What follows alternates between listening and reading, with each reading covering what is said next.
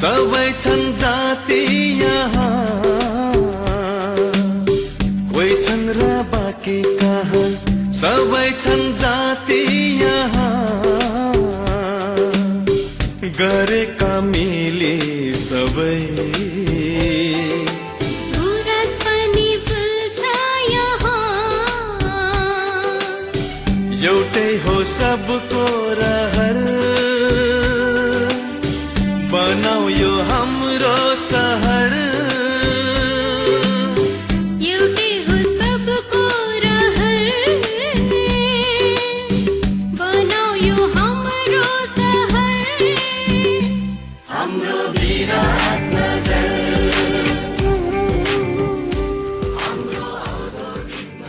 नमस्ते, मकालु टेलिभिजन हेरिराख्नुभएका सम्पूर्ण विद्यार्थी भाइ बहिनीहरूलाई म सोदासी चौधरी हाम्रो विराटनगर डिस्टेन्स लर्निङ प्रोग्रामको कक्षा 6 को सोशल स्टडिज क्लासमा स्वागत गर्न चाहन्छु। आज हामीले डिस्कस गर्ने च्याप्टरको नाम our cultural and religious heritages, जसलाई हामी नेपालीमा हाम्रो सांस्कृतिक र धार्मिक सम्पदाहरू पनि भन्ने गर्छौँ। आज हामीले यो च्याप्टरमा चाहिँ मैले आज तपाईहरुलाई आवर कल्चरल र रिलिजियस हेरिटेजलाई मर्ज गरेर पढाउन लागेकी छु, तर आज हामीले डिस्कस गर्ने भनेको चाहिँ मात्र आवर कल्चरल हेरिटेज हो। आज हामी आवर कल्चरल हेरिटेजको बारेमा मात्र डिस्कस गर्ने छौं, जसलाई हामी नेपालीमा हाम्रो सांस्कृतिक सम्पदा पनि भन्ने गर्छौं।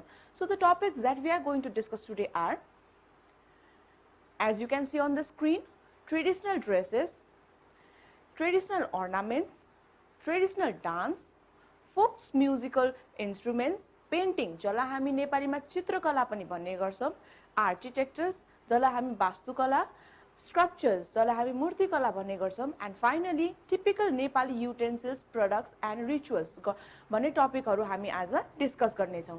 So first let's see what is cultural heritages. Cultural heritage is an expression of the way of living developed by a community and passed on from one generation to another, including customs, practices, plays, objects, artistic expressions and values. That means cultural heritage is the way that expresses the way of living of the people that has been continued from one generation to another generation. एउटा जेनेरेसनबाट अर्को जेनेरेसनसम्म र आउने जेनेरेसनले पनि त्यही कुरा नै follow गर्ने, त्यही सांस्कृतिक सम्पदाहरू नै फलो गर्ने, उनीहरुको रहन सहन, उनीहरुको भेषभूषा, उनीहरुको ल्याङ्ग्वेज, उनीहरुले बोल्ने भाषाहरू, यी सबैलाई चाहिँ एज अ होल हामीले लिने हो भने चाहिँ यसलाई हामी कल्चरल हेरिटेज भन्ने गर्छौं। जस्तो एकपल्ट फेरि म भन्न चाहन्छु, cultural heritage is an expression of the way of living developed by a community and passed on from one generation to another, including customs, practices, places, objects, artistic expressions and values. That means the way of living, our lifestyle that has been continued from one generation to another generation, that has been continued and will be continued from our upcoming generation, is called our cultural heritage. This is the reason why, as in our society, in our country, we have different communities living together. हाम्रो देशमा विभिन्न समुदायका मानिसहरूको बसोबास छ, जसले गर्दा उनीहरूको आफ्नै सांस्कृतिक, आफ्नै परम्परा, आफ्नै ट्रेडिसन्सहरू उनीहरूले फलो गरिरहेका छन्। This is the reason why our country is also called multicultural country. Now let's see traditional dresses and ornaments. हाम्रो देशको परम्परागत पोशाक र गहना. Traditional dresses and ornaments may be defined as the assembly of garments, jewelries and accessories rooted in the past that is worn by an identifiable group of people. हाम्रो परम्परागत पोशाक र गहना हामीले हाम्रो बुढी हजुरआमाहरूले पनि हाम्रो अहिले पनि आफ्नो परम्परागत पोशाकहरू लगाइरहेको, उनीहरूले विभिन्न प्रकारको गहनाहरू, बुलाकी भयो, नत्थीहरू भयो, यस्ता प्रकारका गहनाहरू अहिले पनि उहाँहरूले लगाइराख्नु भएका छ, किनभने this reflects our culture, our traditions that we are been following. The traditional dresses and ornaments of Nepalese people are different according to the differences in the caste, race and geographical location, etc. So, हामीले लगाउने परम्परागत पोशाक, हाम्रो लुगा, हाम्रो गहनाहरू पनि it is different from one community to another. हरेक समुदायको आफ्नो ट्रेडिशनल ड्रेस हुन्छ, त्यस्तै गरी आफ्नै ट्रेडिशनल ornamentsहरू हुन्छ र उनीहरूको ट्रेडिशनल ड्रेस अर्नामेन्ट्सहरु चाहिँ एक अर्काबाट डिफरेन्ट हुन्छ बिकज अफ देयर कास्ट, उहाँहरुको caste, similarly different cultures, religions that they follow, and also because of the geographical region in which they live. As in the picture we can see different types of costumes. That is, first is daura surual and gunyo choli, which is our national dress also. तपाईले यहाँ slide मा पनि हेर्न सक्नु छ होला. यहाँ we can see there is daura surual and gunyo cholo, which is also our national dress. In the same way, other traditional dresses is also seen in the slide.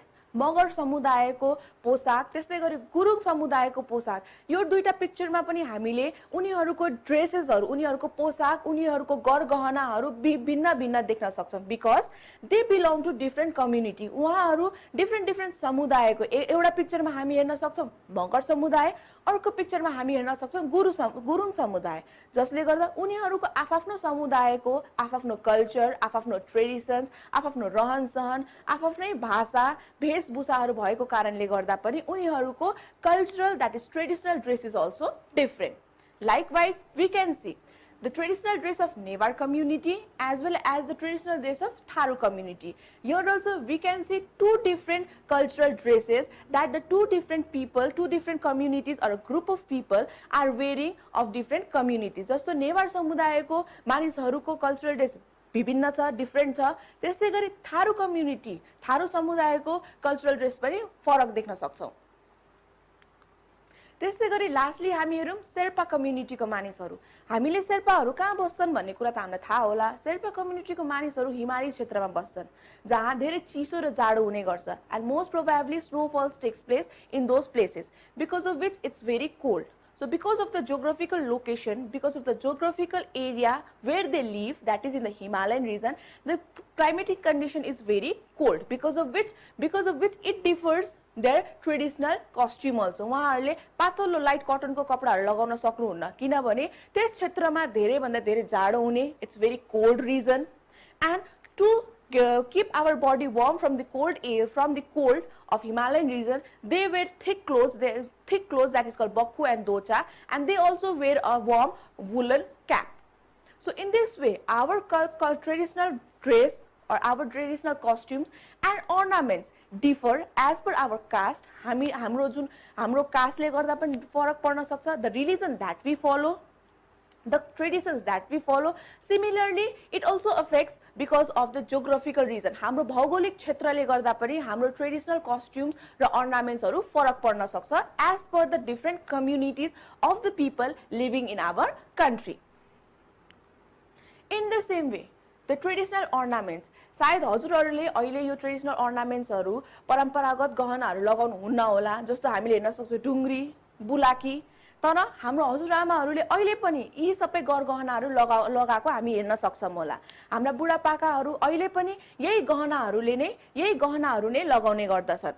So हामीले यहाँ हाम्रो पिक्चरमा पनि हेर्न सक्छौं ढुंग्री, जुन चाहिँ हामीले कानमा लगाउने गर्छौं. हाम्रा हजुरआमाहरुले र पहिलेका मानिसहरुले चाहिँ ढुंग्रीलाई चाहिँ कानमा लगाउने गर्छन्. र अहिले पनि हामीले हाम्रो स्कुलहरुमा पनि cultural program हुँदा कानमा ठुलठुलो बालीहरु लाको त छम होला. So that is an example of ढुंग्री. In the same way, बुलाकी भनिसकेपछि नाकमा लगाइन्छ. अहिले हामीले सानो सानो फुली लाउँछौं, तर पहिले as per our tradition and as per our culture हाम्रो हजुरआमाहरुले बुलाकी जस्तो हामीले पिक्चरमा हेर्न सक्छौं त्यस्ता खालको नाकमा लगाउने गर्दथे. Similarly, नौगेडी र तिलरी पनि हाम्रो सांस्कृतिक गहना नै हो. हामीले नेपालमा बस्ने विभिन्न मानिसहरुले, विभिन्न चेलीबेटीहरुले, विभिन्न महिलाहरुले यस्ता गहनाहरु लगाएका अहिले पनि देख्छौं र यी हाम्रो परम्परागत गहना नै हो.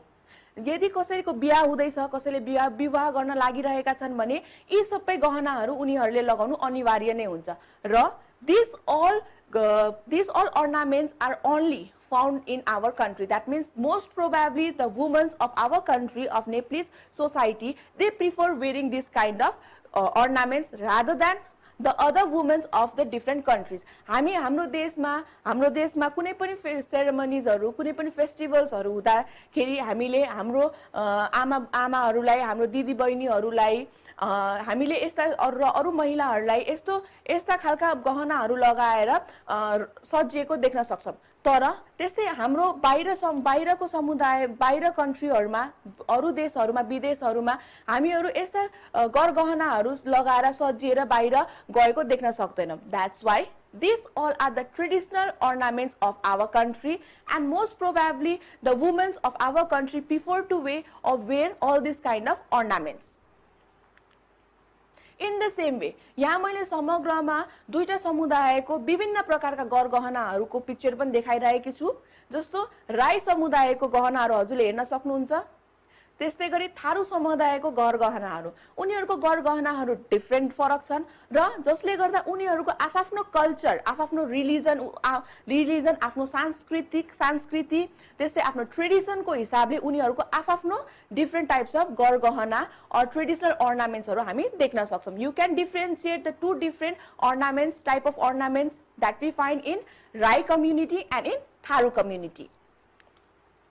I hope till now you all are clear about the concept of traditional dress and ornaments that the different people belonging to different caste, culture and religion wear and these all things differ. Yिनीहरु किन फरक हुन्छ भने because people belong to different culture, people belong to different caste. आफआफ्नो कास्टको मान्छेहरुको आफआफ्नै तरिकाको गरगहना र पोशाक हुन्छ in the same way because of geographical reason भौगोलिक क्षेत्रले गर्दाखेरि पनि मानिसहरुको आफ्नो ट्रेडिशनल कस्ट्युम्समा फरक पर्न सक्छ जस्तै तराईको मानिसहरुले लगाउने ट्रेडिशनल ड्रेस धोती कुर्ता साडी हुन सक्छ भने हाम्रो हिमाली क्षेत्रको ट्रेडिशनल ड्रेस जस्तो हामीले अघि हेरिसक्यौं बक्खु दोचा हुन सक्छ so according to the geographical reason also the cultural costumes and ornaments also differ.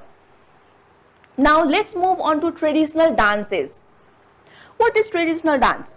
Traditional dancing can be another term for folk dance or something even for ceremonial dances. So traditional dance हाम्रो सांस्कृतिक नाच हामीले कहिलेकाहीँ हाम्रो सांस्कृतिक नाचहरु हाम्रो कुनै type of फेस्टिभल्सहरु हुँदा जस्तो राई समुदायको फेस्टिभलहरु हुँदाखेरि उनीहरुले आफ्नो डान्स गर्ने गर्छन् त्यस्तै थारू समुदायको आफ्नो कुनै फेस्टिभल हुँदा उनीहरुले आफ्नै ट्रेडिशनल डान्स गर्ने गर्छन् so traditional dance is also a kind of folk dance that is done most probably during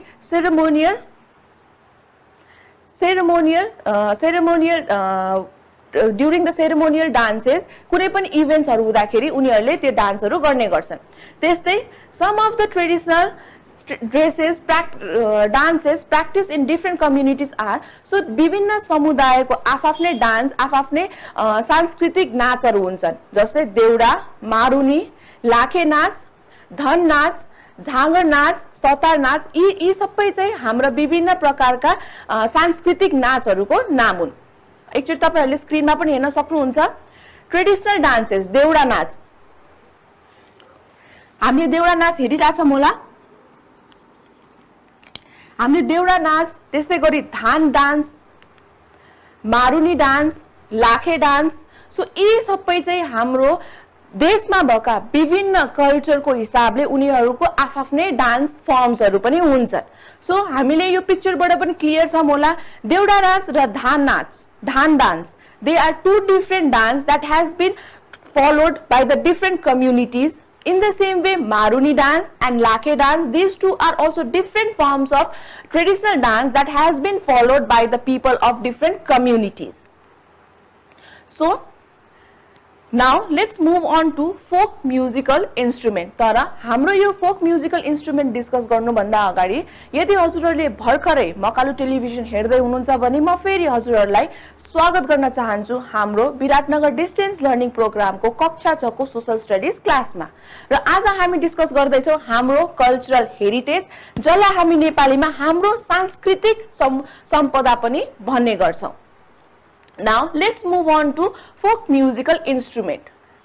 The folk musical instrument is a musical instrument that developed among common people as usually does not have known inventors. It can be made from wood, metals and other materials. So हाम्रो देशमा विभिन्न प्रकारका सांस्कृतिक इन्स्ट्रुमेन्ट्सहरु पनि पाइन्छ जुन अहिले पनि हामीहरुले प्रयोग गरिरहेका छौं हाम्रो कुनै पनि म्युजिकल प्रोग्रामहरुमा भयो या कुनै पनि सांस्कृतिक प्रोग्रामहरुमा भयो यस्ता प्रोग्रामहरुमा अहिले पनि हामीले हाम्रो ट्रेडिशनल म्युजिकल इन्स्ट्रुमेन्टहरुको प्रयोग गरिरहेका छौं जस्तै मादल ढोल, झ्याम्टा, डम्फु, सारङ्गी, पञ्चेबाजा। सो यीहरू चाहिँ हाम्रो सांस्कृतिक इन्स्ट्रुमेन्टल म्युजिकल इन्स्ट्रुमेन्ट्सहरू हुन् जुन हामीले अहिले पनि हाम्रो म्युजिकल प्रोग्राम्सहरूमा होस् या कुनै पनि सांस्कृतिक प्रोग्रामहरूमा होस् हामीले यसको प्रयोग गरिरहेका छौं।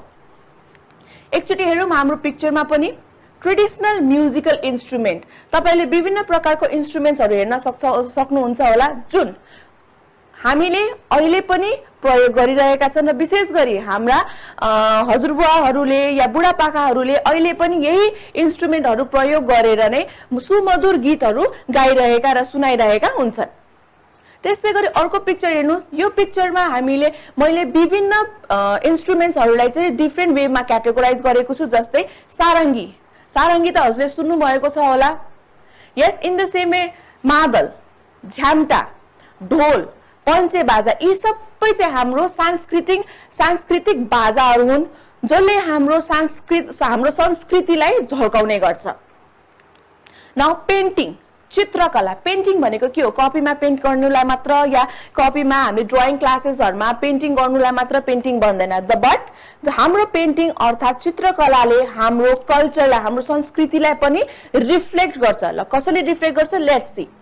Painting is also a part of culture which expresses the culture, tradition and lifestyle of the people of different communities. So painting is the way of expressing हाम्रो भावनाहरूलाई, हाम्रो लाइफस्टाइललाई, हाम्रो कल्चरलाई एक्सप्रेस गर्ने एउटा सजिलो उपाय भनेको पेन्टिङ पनि हो जसलाई हामी चित्रकला भन्ने गर्छौं। Now, painting is also a part of culture which expresses the culture, traditions and lifestyle of the people and of different communities. विभिन्न समुदायहरूको आफ्नो तरिकाको चित्रकलाहरू हुन्छ जसले उनीहरूको लाइफस्टाइल, उनीहरूको कल्चर, ट्रेडिशन्सहरूलाई चाहिँ रिफ्लेक्ट गर्ने गर्छ। Some of the example of such paintings are Thanka painting, Mithila art and wall painting. So some of the examples through which people express their feelings, the people express the way of how their community, the people of their community live, their lifestyle, their culture, their traditions are expressed. And some of the examples of such paintings are Thanka painting, Mithila art and wall painting. As you can see in the picture, Mithila art, wall painting and Thanka painting. Mithila art चाहिँ Mithila art हाम्रो धनुषा जिल्लामा अथवा it is famous in the Dhanusa or in the Janakpur areas where Maithili people live, and they make this kind of Mithila art, this kind of paintings by using the natural colors that they extract from the nature. That means पातबाट भयो, बेसारबाट भयो या विभिन्न अरु घरमा पाइने खानेकुराको सामग्री और natural things बाट नै उनीहरुले यस्तो पेन्टिङ बनाउँदा या आर्ट गर्दाखेरि प्रयोग गर्ने गर्छन्। So the colors that are been used in Mithila art is most probably extracted from the natural resources that are found in around their surrounding. In the same way, wall painting. हजुरहरूले यदि गाउँ घरमा जानु भएको छ या थारू समुदायको घरमा जानु भएको छ भने तपाईहरुले उनीहरुको झ्यालमा, ढोकामा अथवा वालहरुमा चाहिँ विभिन्न प्रकारको कलरहरु गरेको, विभिन्न प्रकारको पेन्टिङ्सहरु गरेको, फूलहरु बनाएको, डिफरेन्ट एनिमल्सहरु बनाएको र यी सबै गरेर आफ्नो घर डेकोरेट गरेको हेर्न सक्नुहुन्छ। त्यसलाई हामी के भन्छौं? Wall painting. हजुरले पिक्चरमा पनि हेर्न सक्नुहुन्छ होला एकजना महिलाले चाहिँ आफ्नो वालमा, आफ्नो भित्तामा विभिन्न प्रकारको पेन्टिङ्सहरु बनाइराख्नु भएको छ। So this is called wall painting. Now what is Thanka painting? Thanka painting is a painting mostly done by the Buddhist people in a thin piece of cloth. So Thanka painting भनेको चाहिँ कपडामा गरिने गर्छ, and this painting is most probably done by the Buddhist community people. So I hope you all are clear about what is Mithila art. Mithila art is most probably famous in Dhanusa or in Janakpur. In the same way, wall painting, most probably we can see wall paintings in the Tharu community. Similarly, Thanka painting is done by mostly the people belonging to Buddhist community. So I hope you all are clear about the painting or Chitrakala, and the different types of painting that we have discussed today is Mithila art, wall painting and Thanka painting, through which people belonging to different communities, they express their culture, traditions and lifestyle, how they all are living, how their ancestors used to live, and these all the things are being carried over from one generation to another generation, and in future also these all things will be carried by the upcoming generation. In the same way, architecture, that is called Vastukala.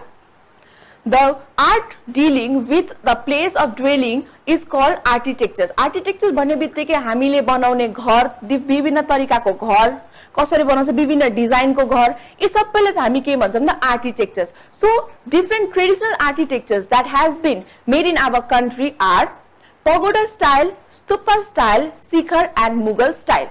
So in the picture you can see pagoda style temples, Nathpola of Bhaktapur, Pashupatinath of Kathmandu. So these all reflects the architecture that is pagoda style architecture of our country. In the same way we can see stupa style. Stupa style, Bauddha of Kathmandu, Maya Devi temple of Lumbini. So these all reflects the stupa type of architecture that has been made in our country as per the culture and tradition followed in our country. In the same way Sikhar style. Sikhar style भन्ने बित्तिकै शिखर भन्ने बित्तिकै हामीले माउन्टेनहरु या ठुलठुलो पहाडहरुलाई भन्छौं. त्यस्तै गरी कृष्ण मन्दिर of Patan, it symbolizes the Sikhar style of architecture, as you can see in the picture also. Likewise we have Mughal style. Mughal style मा बनेको हाम्रो Ram Janaki temple, Janaki temple of Janakpur चाहिँ एउटा Mughal style of architecture हो, as you can see in the picture also. Now let's move on to sculpture, मूर्ति कला. विभिन्न प्रकारको मूर्तिहरु हाम्रो देशमा बन्ने गर्छ by using different types of metals, different types of things हरु, विभिन्न प्रकारको सामानहरु प्रयोग गरेर चाहिँ हाम्रो देशमा विभिन्न प्रकारको मूर्तिहरु विभिन्न शेप, साइज, फिचर्स हरुको चाहिँ बनाउने गर्दछन्. जस्तै some of the sculptures are made up of stone, ढुङ्गाले पनि बनाउने गर्दछन्. With the help of metal sculpture, जसलाई हामी विभिन्न धातुहरुको प्रयोगले मूर्ति पनि बनाउने गर्दछौं. त्यस्तै wood sculpture and clay sculptures. You can see stone sculpture. बुढा नीलकण्ठ, हजुरहरु बुढा नीलकण्ठ त जान्नु भएको छ होला. त्यहाँ हामीले बुढा नीलकण्ठको ठूलो एउटा स्ट्याच्यु हेर्न सक्छौं, which is made up of stone. यसलाई हामी ढुङ्गाको मूर्ति पनि भन्न सक्छौं. So it is one of the best example of stone sculpture.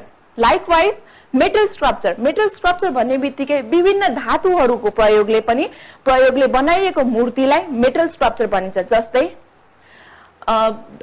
we can make different types of metal sculptures using different types of metals, like we can use iron, similarly copper. Different types of metals are used to make different types of sculptures. As you can see in the picture also, we can see the picture of god and goddesses.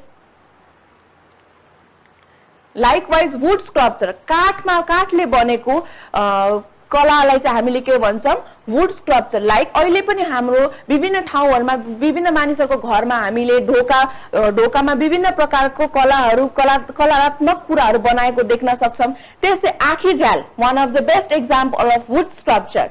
In the same way विभिन्न मन्दिरहरुमा विभिन्न प्यालेसेसहरुमा अहिले पनि यदि हामी पाटन दरबार स्क्वायरमा गयौं भने हामीले त्यहाँ विभिन्न वुड स्कल्पचर्सहरु, एक्जाम्पल अफ वुड स्कल्पचर्सहरु देख्न सक्छौं. काठले बनाएका विभिन्न प्रकारका मूर्तिहरु, विभिन्न झ्याल ढोकाहरु, यी सबै चाहिँ हाम्रो वुड स्कल्पचरको एउटा बेस्ट एक्जाम्पल हो.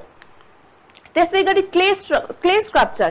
क्ले स्कल्पचर भनेको विभिन्न माटोले बनाएको देवी देवताको या अरु स्ट्याच्युहरुको मूर्तिलाई चाहिँ हामी क्ले स्कल्पचर भन्दछौं. फर एक्जाम्पल हामी सरस्वती पूजामा हामीले ल्याउने मूर्ति केले बनेको हो त? त्यो मूर्ति हामीले ल्याउने मूर्ति, भगवानको मूर्ति, सरस्वती माताको मूर्ति माटोले बनेको हो. त्यस्तै हामीले दशैं तिहारमा पूज्ने भगवानको मूर्ति, जहाँ हाम्रो विराटनगरमा पनि ठुलठुलो पण्डालहरु बनाएर सजाइने मूर्तिहरु चाहिँ माटोले नै बनेको हो. So it is an example of clay sculpture. Likewise we have different Nepali utensils. अहिले पनि हाम्रो घरमा विभिन्न परम्परागत भाँडाहरुको प्रयोग गर्दछौं. जस्तो अंखुरा, करुवा, यी सबै हाम्रो टिपिकल नेपाली युटेन्सिल्सहरु हुन्, जुन हाम्रो पहिलेको जेनेरेसनले पनि प्रयोग गरिरहेको थियो र अहिले पनि हामीले प्रयोग गरिरहेछौं. र धेरै जस्तो मानिसहरुले यस्ता अंखुरा, करुवाहरुलाई एउटा सजाउने रूपमा पनि, डेकोरेसनको रूपमा पनि राख्ने गर्दछन्. त्यस्तै हाम्रो हेर्नु गाग्री, खड्कुला यी सबै हाम्रो ट्रेडिसनल युटेन्सिल्स हो जसले हाम्रो संस्कृतिलाई झल्काउने गर्छ। Likewise, we have different typical Nepali products. नेपालमा बने उत्पादन भएका विभिन्न प्रोडक्ट्सहरू जुन खाली नेपालमा मात्र पाइने गर्छ र अरू देशहरूमा पाइने गर्दैन। जस्तो नेपाली पेपर, यस नेपाली पेपर, त्यस्तै ढाकाको कपडा, खुकुरी, डोको, डालो, गुन्द्रुक यी सबै हाम्रो टिपिकल नेपाली प्रोडक्ट्सहरू हुन् जुन which are only manufactured and produced in Nepal but not found in other countries. आज समयको अभावले गर्दा हामी यही नै आफ्नो क्लास टुङ्ग्याउने छौं। भोलिको दिनमा फेरि हामीले यही टपिकबाट फेरि सुरु गर्ने कन्टिन्यू गर्नेछौं र पछि फेरि हामीले हाम्रो रिलिजियस हेरिटेज पनि कम्प्लिट गर्नेछौं। यति भन्दै म हजुरहरुसँग बिदा लिन चाहन्छु। नमस्ते। गुराँस पनि फुल्छ यहाँ, एउटै हो सबको रहर बनाऊ यो